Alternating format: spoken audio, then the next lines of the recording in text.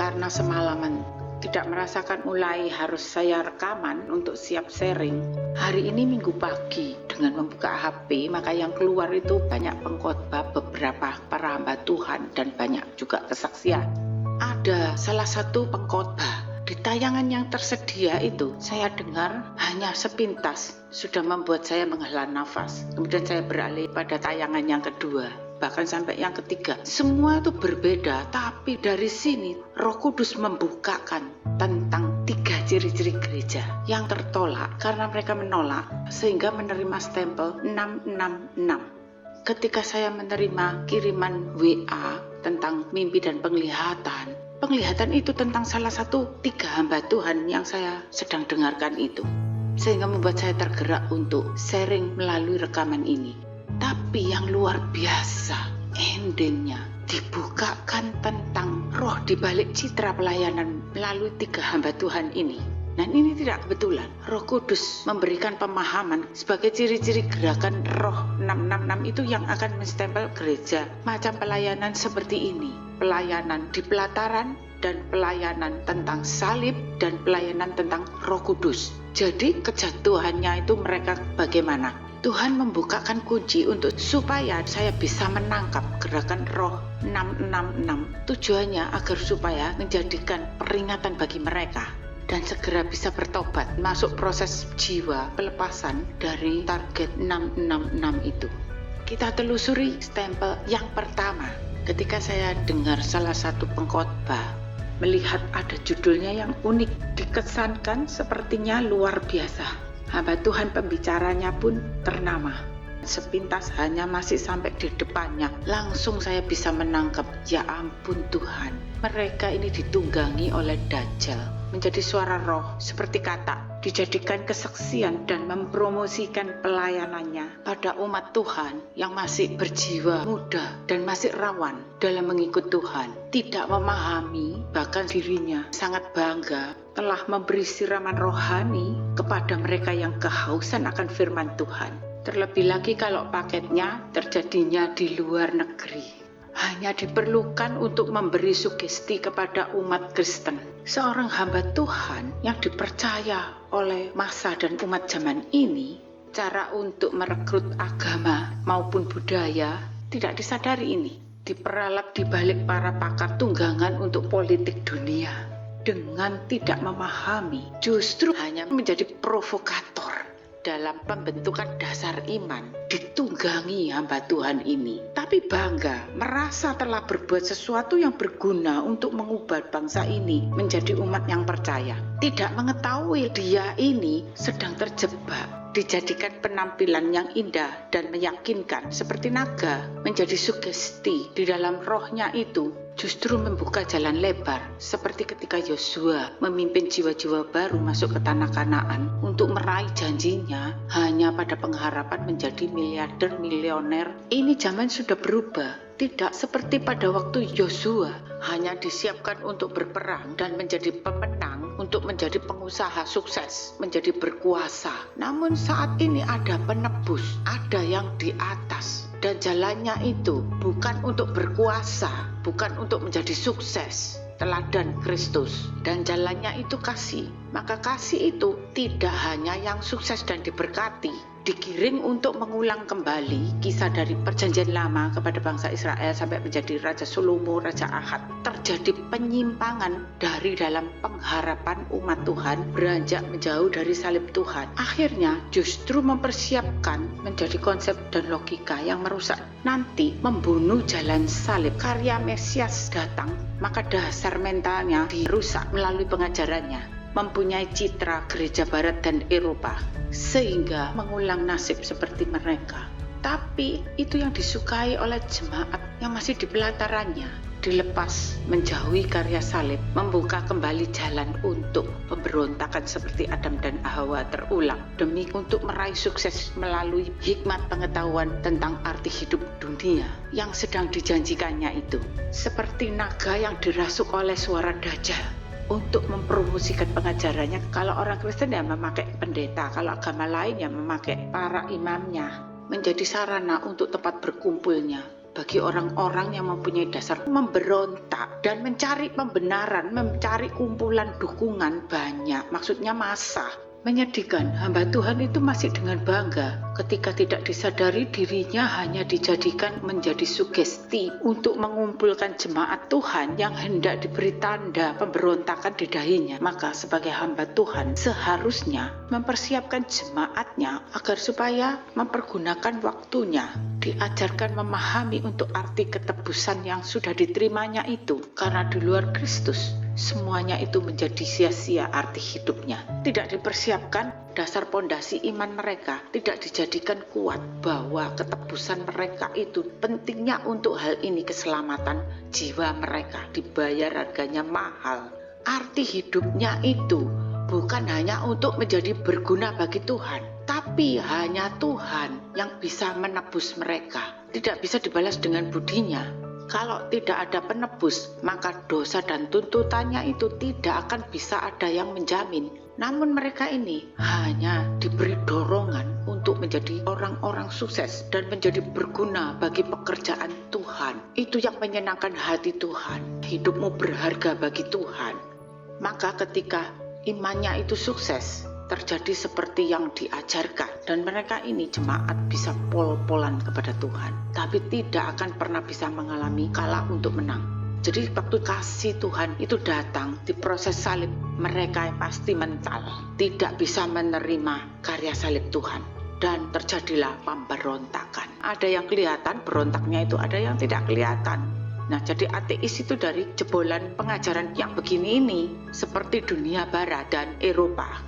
Pada waktu sukses dan membawa banyak jiwa-jiwa atau membuat aura gemerlapan suksesnya bergereja, maka di dalam imannya, mentalnya justru menganggap Tuhan yang butuh dia, tidak bisa tanpa dia.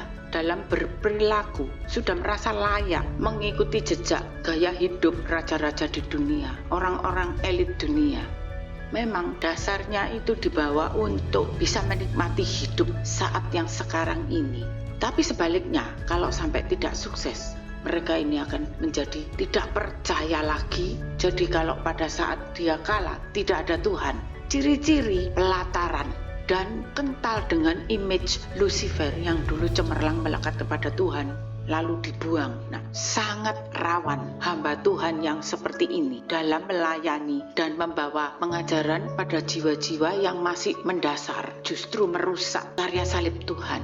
Namun ini pasti berjuta pengikutnya, sehingga makna kurban ketebusan Yesus dan keselamatannya itu arti kekal diajarkan hanya menjadi deklarasi mereka. Tapi yang dibentuk itu hanya ada suara penuntut di dalam jiwanya, yang masih seperti Barabas kejahatannya tapi sudah dilepas oleh hamba Tuhan. Jiwa mereka yang hanya menjadi penuntut seperti Kain, sehingga untuk menghadapi masa depannya itu dasar imannya cuma sebatas jadi semboyan hidupnya. Jadi kalau diberkati, mereka ini bisa pol-polan menjadi berguna bagi Tuhan, seperti bonek bondo nekat, dan semboyannya itu seperti reporter sepak bola. Mental umat Kristus seperti ini akan menjadi wadah dan sarana tubuh naga untuk diisi menjadi hikmat pengajaran roh dunia yang sedang memanifestasi hanya untuk menebar pesona. Tiba-tiba saya mendapat WA dari salah satu saudara yang diingatkan mimpinya kira-kira 2-3 tahun yang lalu. Mimpi tentang hamba Tuhan yang bangga ini, yang saya ketahui tentang hamba Tuhan ini padahal mempunyai pengalaman tentang surga, bahkan neraka. Di dalam mimpi itu, dia sedang berada di luar negeri. Yang menjadi impiannya KKR di negara itu. Ketika dia di atas mimbar, ada gambar yang besar, seekor naga putih. Hanya gambar ya, sambil disorot live, bisa ditonton sedunia. Maka dari mimbar itu terdengar suara, tidak kelihatan orangnya ya. Aku akan membangkitkan, menghidupkan naga putih ini. Terus saya jadi membayangkan sebuah film dalam mitos tentang siluman ular putih, naga itu, dan ular hijau dan lulu ular hitam sebagai rajanya. Pentabur pesona buatan filmnya Taiwan dan Hong Kong. dikesankan sebagai cantik dan memberi sugesti kepada semua yang dirayunya, mencarikan mangsa untuk dihisap menjadi seperti tambahan oksigen baru bagi Lolo, ular tua hitam rajanya yang jahat itu. Intinya dia itu dijadikan untuk sebagai pancingan mencari mangsa, memperpanjang umur Lolonya itu. Jadi tepat sekali gambaran ini sehingga saya bisa memahami maksud Roh Kudus membongkar spirit dunia ini yang mengobsesi di tengah-tengah pelataran Tuhan, mentarget hamba Tuhan ini untuk menjadi sugesti, kegerakan baru, tapi mengulang arti hidup manusia, kisah di dalam kitab Perjanjian Lama, dari pengetahuannya untuk menjadi number one di dunia, kesuksesan konglomerat di dunia, itulah nafas hidup, menjadi pengharapan yang dihembuskan melalui pengajarannya. Iblis, ular tua, gambaran Lolo itu tidak disadari sudah memberdayakan hamba Tuhan ini untuk mengobsesi, membawa pesona. Karena memang itu yang menjadi pengharapan hamba Tuhan ini dan para jemaatnya. Sehingga kehidupan surga pun dipahaminya seperti menikmati kehidupan konglomerat di dunia.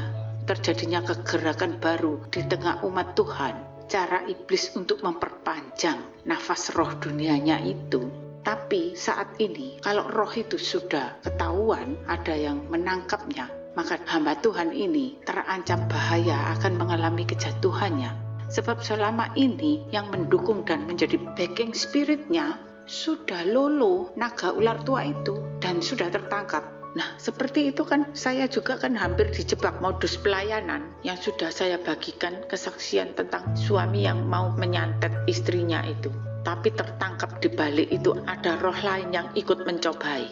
Meskipun dia membawa kegerakan baru bagi kalangan muda, namun dia sedang mengulang kejadian Adam dan Hawa. Tapi karena roh ini sudah tertangkap, sudah dinubuatkan melalui mimpi dan penglihatan kepada salah satu saudara kami, maka sudah selesai. Iblisnya itu tidak perlu lagi sarana, rajanya terbongkar, maka ular putihnya, kalau orang Indonesia bilang jin putihnya pun, pesonanya ini sudah terbongkar. Ternyata sudah berubah jadi hitam pula. Yang menjadi permasalahannya, dan ini bisa menimbulkan pertanyaan, mengapa Tuhan tidak secara langsung mengingatkan kepada orangnya yang bersangkutan?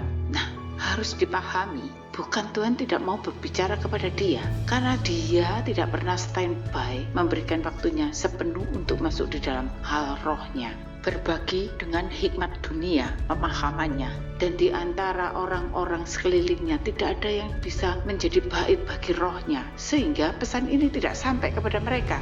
Tapi bersyukurlah, itulah kelebihan sebagai umat Kristus. Jikalau bisa mendengar pesan warning saat ini, jangan mengeraskan hatimu sebelum engkau jatuh dan menjadi gelap atau telanjang di pelataran, maka segera bertobatlah, masuklah ke dalam karya salibnya. Tidak ada kebetulan, di deretan itu ada lagi satu khotbah. Setelah saya dengarkan, bisa nyambung menjadi gerak lanjutannya. Padahal ini sudah lain judul dan lain pendetanya. Menjadi satu paket yang bisa saya tangkap dengan hamba Tuhan tadi. Dia ini seorang gembala dan hamba Tuhan yang terkenal di Indonesia. Bahkan mempunyai cabang penggembalaan sampai ke luar negeri. Mengajarkan sebagai deklarasi tentang jalan salib dan perdamaian yang terjadi bagi bangsa dan sesama sedang digencarkan oleh hamba Tuhan ini. Dengan seruan seperti itu, tapi praktek yang menjadi sel cabang sebagai gembala di luar itu tidak diperhatikan, bahwa mereka pun ditunggangi dan menunggangi jemaatnya kejebak ke dalam politik, ikut memprovokatorkan kebencian kepada jemaatnya, bukan kasih dan pengampunan untuk berserah percaya kepada Elo itu adil yang berhak atas penghakiman. Tidak memahami apa arti jalan salib, bahkan untuk mengingat bagaimana saat itu sudah diajarkan melalui teladan Yesus menegur keras Rasul Petrus sampai disebut iblis pada saat Yesus sedang ditangkap ketika Petrus hendak melawan. Dalam praktek dan peraga dari sel grupnya itu berbeda 180 derajat dengan yang terus sedang dideklarasikan oleh pusat gembalanya. Ini yang menjadi problemnya. Kalau sebagai gembala, hal yang realita, yang fakta saja tidak bisa melihat dan tidak bisa memimpin ke arah tujuan yang benar, bagaimana bisa melihat, memahami tipu daya spirit yang tidak kelihatan? Nah, ini kalau ngomong itu mudah, tapi untuk menjaga, mengawasi saja tidak sadar kalau ketulusannya sudah tertelan. Sehingga kalau mereka itu nanti sampai terjerat pelanggaran hukum politik ataupun kriminal, maka pasti yang digembor-gemborkan bahwa agama penginjilan dilarang, tidak diberi kebebasan kepada agama dan ibadah. Tapi itu justru yang menjadi tujuan dan target bagi sutradara yang tidak kelihatan di belakang layar. Kenapa saya harus berbicara ini? Sebab tidak kebetulan pesan gereja sel cabang ini bernada kebencian bisa sampai ke WA saya. Justru bukan untuk menghimbau umat Kristus agar tetap setia, rela meminum cawannya karena percaya kepada Eloinya. Yang digembalakannya hanya menjadi suara-suara reporter bagi dukungan politik dunia. Dan salibnya itu hanya untuk diarak di jalan-jalan pada waktu demonstrasi, menyuarakan kebencian, menuntut lawan musuhnya, tidak bermasalahkan, bersatu dengan suara sekte-sekte, bisa menyatu. Apakah itu yang diartikan jalan salib dan perdamaian? Loh, kejadian ini realita, kenyataan, bukan melalui penglihatan dan mimpi, tapi benar-benar terjadi. Kemudian saya beralih ke tayangan yang lain. Setelah mendengarkan sharing hamba Tuhannya, kok bisa pas membuat saya melihat di balik rohnya menjadi tahap susunan yang ketiga daripada tadi 2 hamba Tuhan itu. Pada tahap yang ketiga, untuk orang yang sudah masuk dalam pelayanan roh, tapi tetap bisa menjadi sarana untuk menerima stempel 666. Hamba Tuhannya sangat tepat ketika merangkai dan mengambil sebagai teorinya. Tapi saat masuk sebagai contoh dan kesaksiannya, teladan yang diambil masih menjadi teori dan konspirasi dari kesaksian orang lain yang masih sebagai perenungan panjang. Jadi belum dijalani, tapi terus langsung secepat itu dibagikan. Jadi paket khotbah yang indah hanya untuk didengar.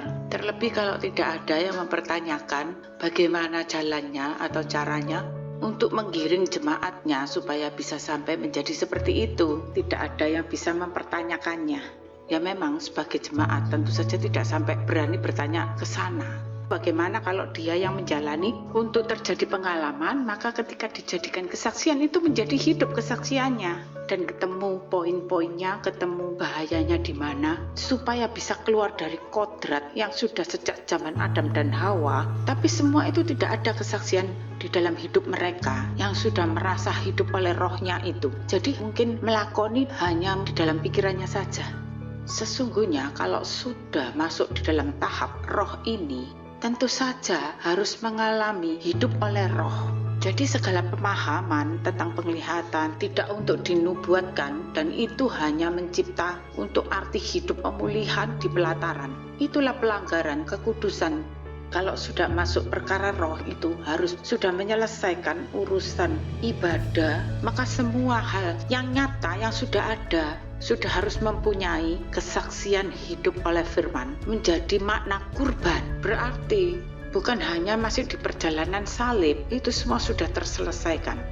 Lah, tapi kalau melihat cara pelayanan dia, orang-orang yang telah mengklaim dan mendeklarasikan diri kepenuhan hidup dalam roh, bahkan berbahasa roh, tapi segala sesuatunya masih di persimpangan jalan salib ya masih di persimpangan, makna kurban yang masih tidak paham, firman pemahaman hidup, firman perjanjian lama masih diharapkan untuk dijadikan iman perbuatan, pengharapannya ketinggal, masih sangat kental dengan iman pengharapan untuk perkara hidup tubuhnya, bahkan perkara hidup duniawi. Dengan iman perbuatan terus bergumul bagi perkara pelataran, tetapi terus sudah merasa hidup dalam Roh Kudus yang sangat superpower ini. Kalau dipikirkan secara mendalam, apakah tidak menajiskan Roh Kudus itu? Mereka ini bisa pede banget, tapi masih selalu merefleksikan dengan iman perbuatan untuk dinyatakan janjinya. Lah berarti kan masih belum percaya. Di dalam roh itu sudah seperti Superman, merasa seperti malaikat utusannya yang setiap saat bisa bersentuhan dengan tahtanya.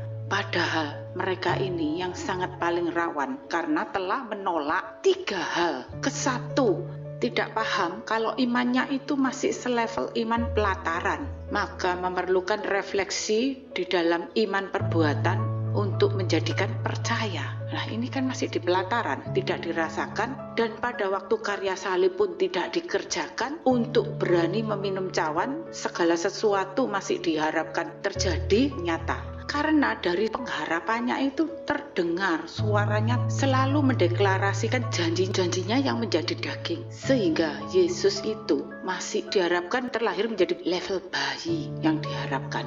Bukan firman menjadi daging mempersiapkan jemaatnya siap untuk berjalan salib. Masalahnya melalui ibadah iman perbuatan itu mereka sudah merasakan siap untuk pengangkatan, terlebih lagi sudah merasakan setiap saat kepenuhan Roh Kudus. Sehingga di akhir zaman ini mereka menjadi suara para nabi, menubuatkan pemulihan hidup melalui gereja dan agama dengan mengurapi, mencari nafas baru. Orang-orang yang untuk dinubuatkan bisa diurapi dengan karunia para raja. Kalau di dalam perjanjian lama, sejak Saul diurapi, bahkan sampai akhir zaman mereka sukses. Namun akhir zaman hari ini, Roh Kudus sudah datang dan ini sudah dibongkar 3 trik dan kinerja roh melalui nabinya yang kita sebut lolo itu sudah tertangkap. Seorang nabi kalau tidak mempunyai calon rajanya tidak akan bisa sukses. Begitu pula seorang raja kalau tidak mempunyai nabi lolonya tidak akan jadi sukses. Sudah digagalkan karena di bumi ini Roh Kudus sudah menyertai suara kebenarannya. Maka semuanya itu satu persatu akan terbongkar lebih dulu dari dalam rumahnya. Baca di dalam Yesaya 9 ayat 12 sampai 21. Meskipun sudah diserang, dihabisi sedemikian rupa, tapi tidak bertobat, masih percaya diri. Sekalipun semua ini terjadi, murkanya itu belum surut dan tangannya masih teracung. Tapi para hamba Tuhan tidak merasa ada teguran karena tidak merasa telah melakukan 3 hal contoh tadi itu. Tidak merasa Tuhan murka, sehingga para hamba Tuhan masih terus mempersiapkan pemulihan hidup bagi gerejanya. Dan yang merasa mempunyai karunia nabi terus menubuatkan untuk urapan raja. Ajaran Tuhan melalui segala peristiwa dengan berbagai contoh kejadian pada gereja barat dan gereja Eropa sejak zaman raja-raja. Itu sampai saat ini terus diulang jejak mereka. Para nabi itu mesti mencari orang-orang yang prospek untuk dijadikan sukses di dalam membangun gereja pemulihan hidup, dijadikan ular putih, memperpanjang roh lolo. Sebelum semuanya itu menjadi terlambat, yang perlu saya ingatkan bahwa semuanya itu sudah diperhitungkan dan tidak ada yang terluput dari mata roh Tuhan. Semuanya itu ketahuan. Contoh yang pertama, karya hamba Tuhan di pelataran sudah tidak akan sukses menebar pesona sebagai hamba Tuhan dan untuk mensugestikan kesuksesan hidupnya pengajaran raja-raja di pelataran. Sudah berlalu bersama bergantinya zaman menjadi baru. Pada tahap yang kedua, sebagai hamba Tuhan jangan hanya menjadikan jalan salib itu deklarasi kalau ternyata mendukung dan membenarkan pemberontakan mereka.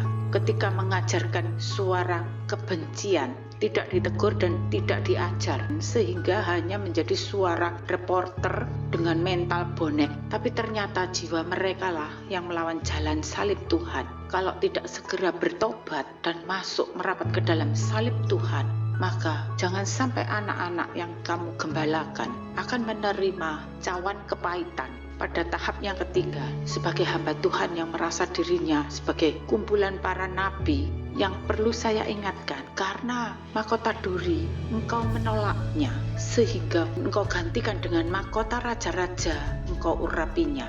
Karena pelayanan telah menghujat segala ibadah kekudusannya, ruang maha kudusnya, mesbah kudusnya, bahkan tahta kudusnya engkau jadikan bisa dikerjakan dan dibuat oleh tangan manusia.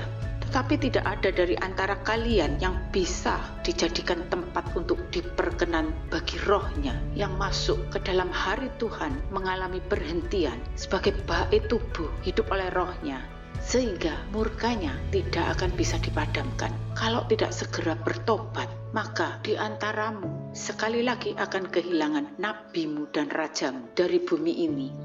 Amin.